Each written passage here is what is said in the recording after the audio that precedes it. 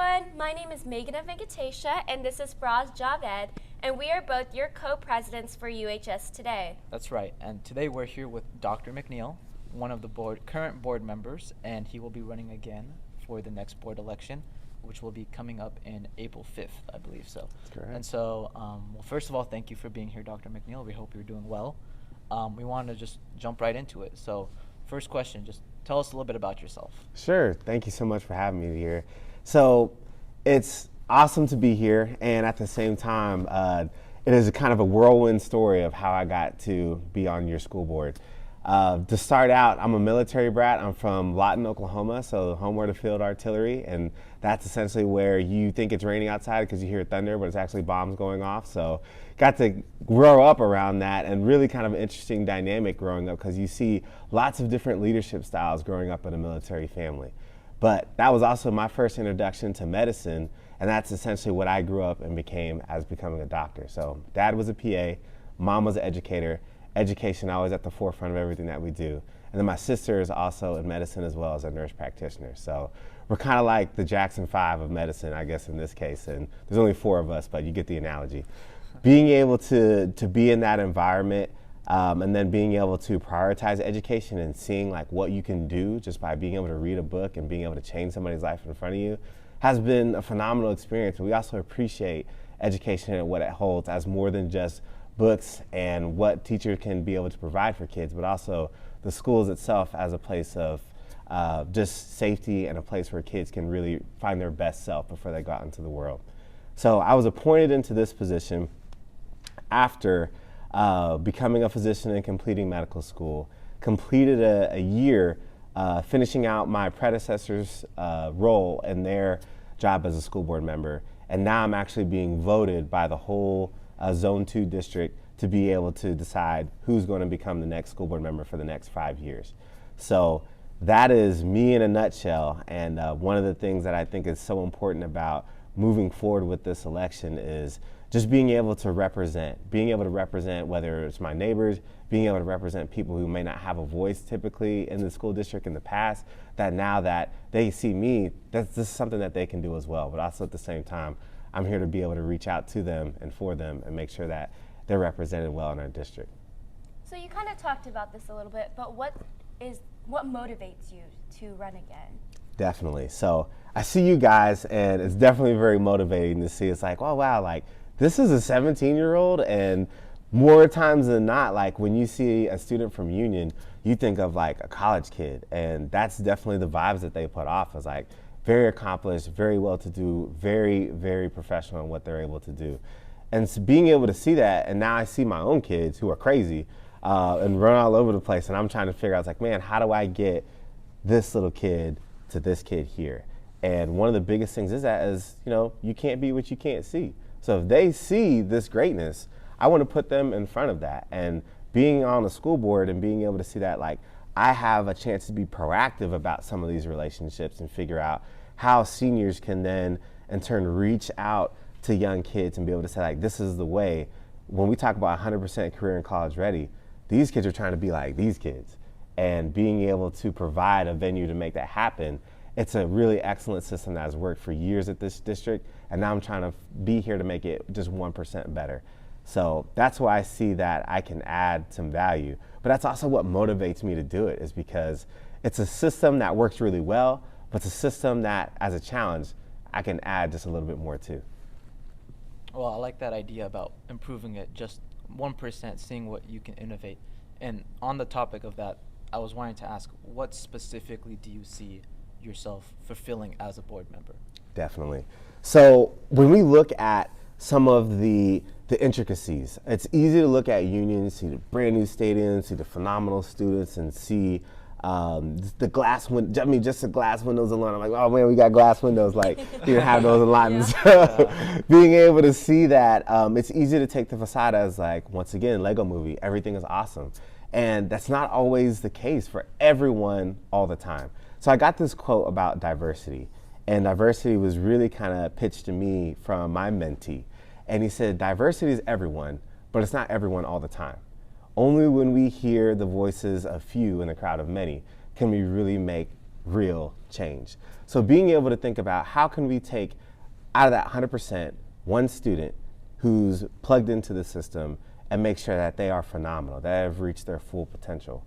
Being able to see that 1% in terms of medicine to me is, I look at the district and I see, for my son, I failed as a board member if my son is the first black male to come out of union and become a physician. And so there's things that I can do now to make sure that we have alumni that know, hey, wait, this is something I can be the first, I can make history by being one of the first minority physicians out of Tulsa that's a black male. And so for me coming into this position as a board member, that's extra. Me doing my job and being able to uphold the duties of a board member, it's so important. Once again, we're talking about value, and added value that I can create is something that we can change whole perceptions and narratives of lives, thinking about how we make more doctors in Oklahoma. And it's not traditional that doctors are coming out of public schools. Typically, they're coming out of a lot of private schools, at least that's a perception.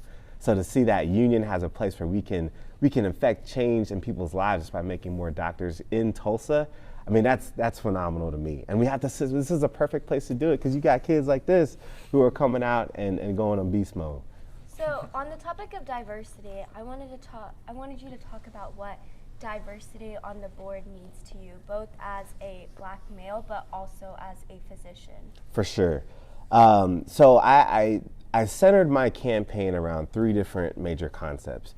And the 3 concepts are preparation, intentionality, and resilience. And while they have a lot of syllables, it sometimes gets easy to be lost in like, oh, a big word, and not necessarily think about what it actually entails. So when we talk about diversity on a school board, and we talk about 100% career and college ready, and then we look at the demographics of Union, we have a district that is 16,000 kids, and out of the 16,000, 15% are African American, or they might check the same box as I do.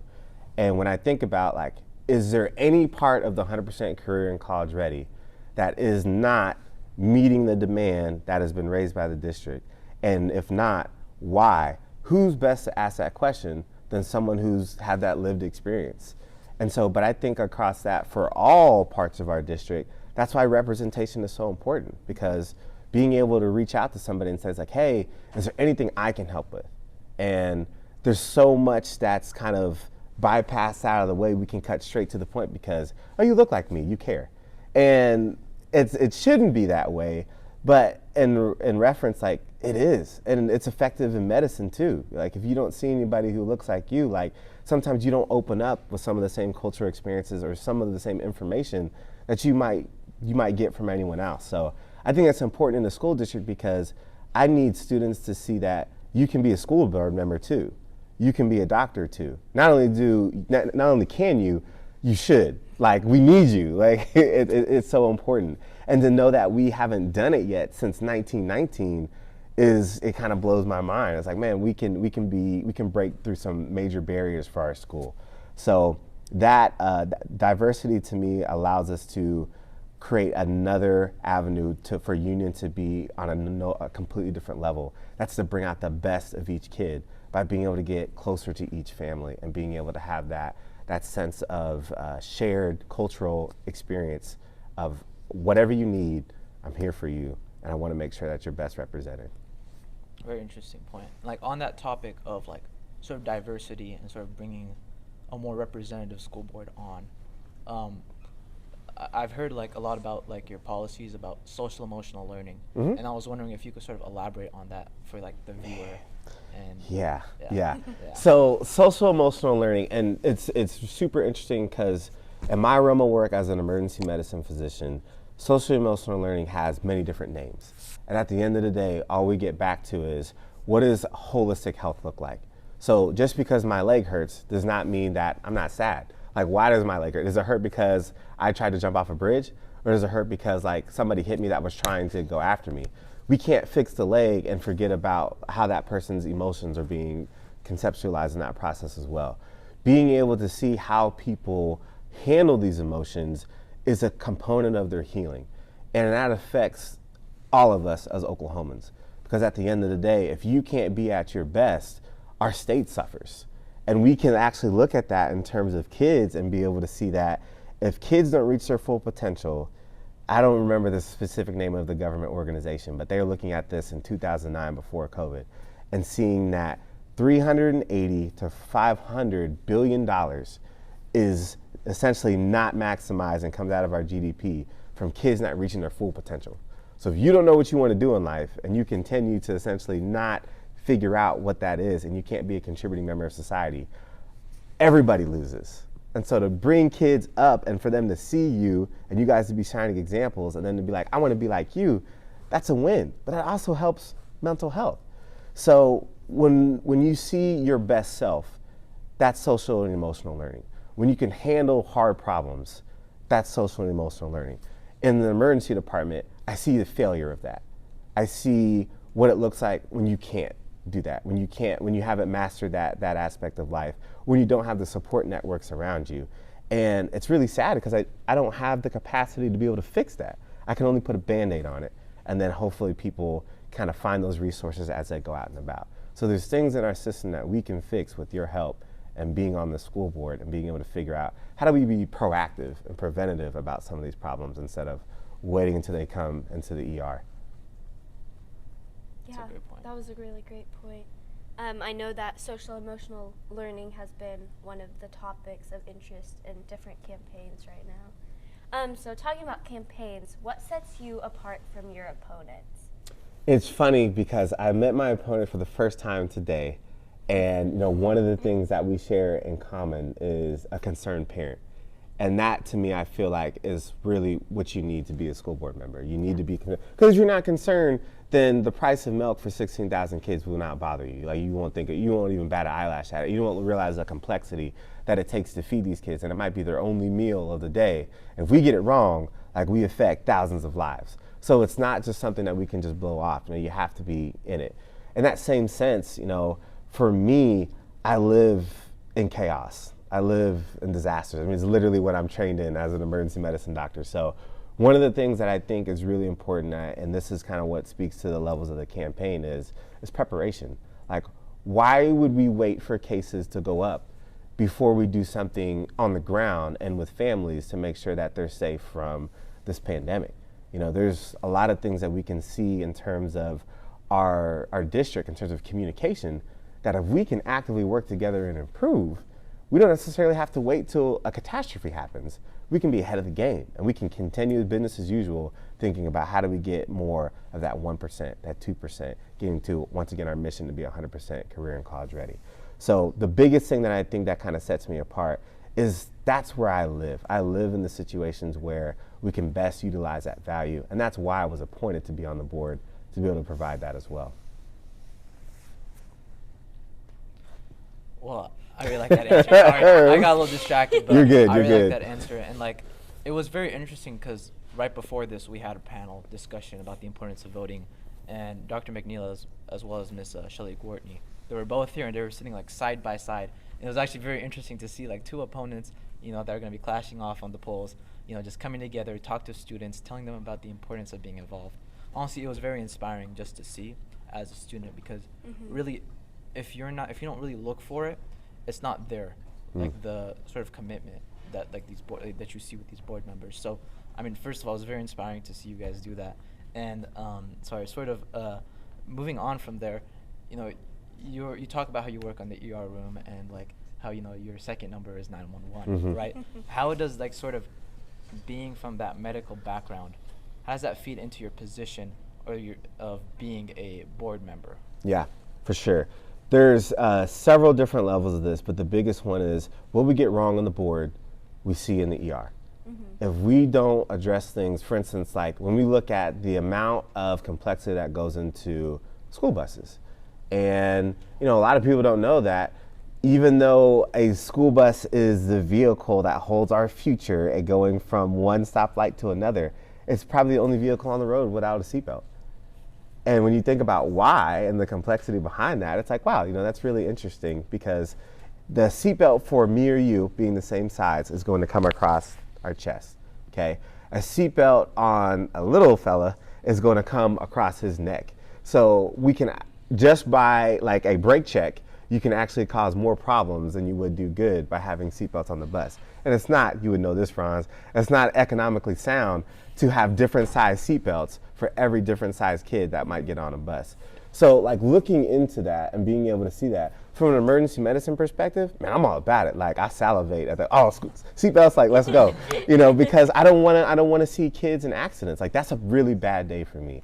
And so to be able to be proactive about that by decisions that we make on a school board this is where I should be. And in fact, I mean, hopefully this experience can be so positive that I get other doctors to want to join and other parents to want to join from different backgrounds, because a diverse board and a board that comes from different walks of life, we all bring different aspects of strengths together. You guys seen the Avengers, you know what happens, right? So that's how it works. And to be able to think that, this diversity of thought and what we can bring to the table, that also helps kids out. If kids want to become doctors, that's something I'm actively working on, to be able to make sure they have internships, they know the difference between an anesthesiologist and an anesthesia tech.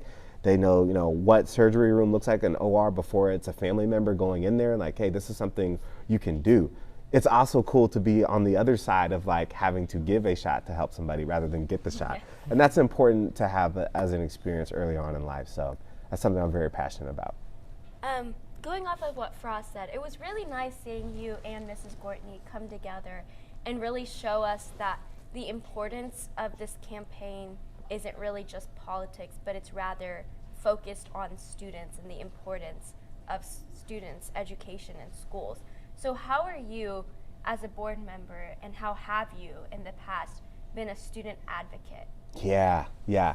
I think this is phenomenal because being in the school, one of the most important aspects that we can offer is talking to you, is learning from you, is seeing that, sure, we want 100% career and college ready. That fits great in one sentence, but when you think about 1,000 kids, everything that they want to do, every need that they need, and you never knowing that unless you talk to all of them. You have students that have gone here for years as alumni, they've never met everyone in their class. And I was like, that would be an interesting challenge to say, like, can you meet everyone in the, like, this is difficult, right. So like, that's a tall order. And so for me, that challenge is the same, because I think about, have I met every future doctor in the class? Have I made sure that they can reach their full potential? If I haven't, then have I, for some of my other board members, like, hey, if I find out that you want to do accounting, then I know someone who'd be great, and he's another board member too. So being able to think about like how we talk to the kids, how we talk to the teachers, how we connect with the families, that's what the board members are supposed to do. That's our job. And we sign up for this job simply to do that, to connect dots, to be glue. And for me, advocating for students is figuring out what you want and getting you as close to that resource as possible as I can. And being able to sit here with you guys and being able to meet you and your colleagues, like, that's what's exciting. That's how I do what I do. My challenge is to do it at a younger age. How can I find you at 7th grade, at 3rd grade, and be able to lead you to this point to where you are now? And just, once again, connect you to the right experiences and exposure that gets you to where you want to be in life. Even if you don't know you need to be there yet. Yeah, and honestly, like the things that you've done, like being a doctor and like, the sort of things you've seen that comes with a part of that. Like, it's very interesting. It's a very unique perspective, right? And it like sort of gears you towards sort of seeing problems a certain way, right? And this is sort of, I guess, a curveball. I wanted to ask you, how would you deal with problems that you're not necessarily experienced in? Yeah. Problems that, you don't really have any personal expertise in. Like, how would you solve that? Yeah, man, this is awesome because this is life. One of the things, people hear doctor and they immediately think of like, oh yeah, you can change my oil. And I'm like, just like any problem that is complex and requires like any type of schooling and education, they think that you can solve everything. But that's not the case. Like, first of all, like I'm a resident. So like, even I have someone that I look up to every single day that teaches me, is like, hey, I would do this way next time. As a young Padawan looking up to the Jedi Knight, like this is how it works. And for students to be able to see that too, as I look at problems I can't solve, one of the truest signs of wisdom to me is knowing what you don't know. And so I gotta know when I'm going to possibly be in a situation where it's like, man, this is not my jam, but I know somebody who knows this. And having the ability to know that your network is your net worth is so powerful. Because in the ER, it's a team sport. You know, I don't. You say Dr. McNeil, but it's Dr. McNeil plus the band. Like the whole team is there when we're in the emergency department, and I bring that with me everywhere I go. So to know that I've spent time working with some of your teachers, counselors, and colleagues that, as a teacher when I was here before medical school, like now they're here and they are doing amazing things, and I'm able to just say like, hey, how can I help? That is a team sport, and it's not always shown. Like it's not always something that's always out front and center, but it's very much how I work. It's how I think. It's how I'm able to be valuable. Is once again not necessarily being the solution. It's being the glue. Yeah, it must be like a humbling thing too, to sort of realize where you might need help in, and sort of using your resources as a board member to solve that, and sort of make sure like that the school is basically running as it should be running. Right. Oh yeah, I would much rather not be the smartest person in the room to know that like, hey, if I can connect this to this, like we got Tetris, like we got wins. So that is it's humbling, but it's also the right thing to do. And so it's to me, I mean, I'd much rather be that person that connects the dots than try to be Atlas and carry the world on the shoulders. Like that's not sustainable. And I wouldn't want someone who thinks like, hey, I want to be a school board member too, that's what they have to do, because that's not accurate. Yeah, definitely. That's very important. Definitely. Yeah. So connections are a big key. Oh yeah. And like there's 3 jobs of a school board member, and regardless of what anybody says, like this is what it's for. It's to be able to connect the community to the schools, and vice versa, connect the schools to the community. 2 is to be able to uphold the mission of the school itself. So for us at Union, it's 100% career and college ready. At a different school, it's a different mission. And then there's only one person that we hire and fire, and that's the superintendent. So if he's not upholding the mission of the school based on the decisions that he makes, that's what essentially we assess and evaluate every time. So as we are making decisions, it's important for you guys now, as you can vote, to make sure that I'm doing my job and that you know what my job is. And that's what a school board member does. Yeah, so talking about that, so we don't really fully know how it works, like on the elementary level, so we kind of wanted you to talk about that. So Zone 2 kind of goes over like parts of Anderson, Peters, and Moore, and a little part of like Cedar Ridge neighborhoods as well. That's correct. You nailed it. So how do you represent like these elementary schools? Because we kind of understand on the high school level as we're high schoolers, but how does it work with the elementary schools? For sure. So this is really, really interesting, because you kind of have to know like the setup of public schools in general. So, we all know our teachers because we see our teachers every day. We know the principal, okay? Things that we don't know is like the building engineers, okay? All the custodians, everyone that essentially keeps the doors open and the lights on for those things to work. So when we have a snow day, like actually being out in the community and seeing like, these doors aren't open if person X, Y, and Z aren't like out there in the snow, like risking their lives, like, or risking their ankles to be able to go and do this, or bicep, sorry, Joey. So in this case, like, it's so important to understand, like, the school, like, Union at one point in time was the 5th largest employer in Tulsa. And so to think about that, like, it's a small city, a very large city to be exact. So when you think of the school having all these different parts that it uses to function, education is just one piece. Like kids going to school is another piece.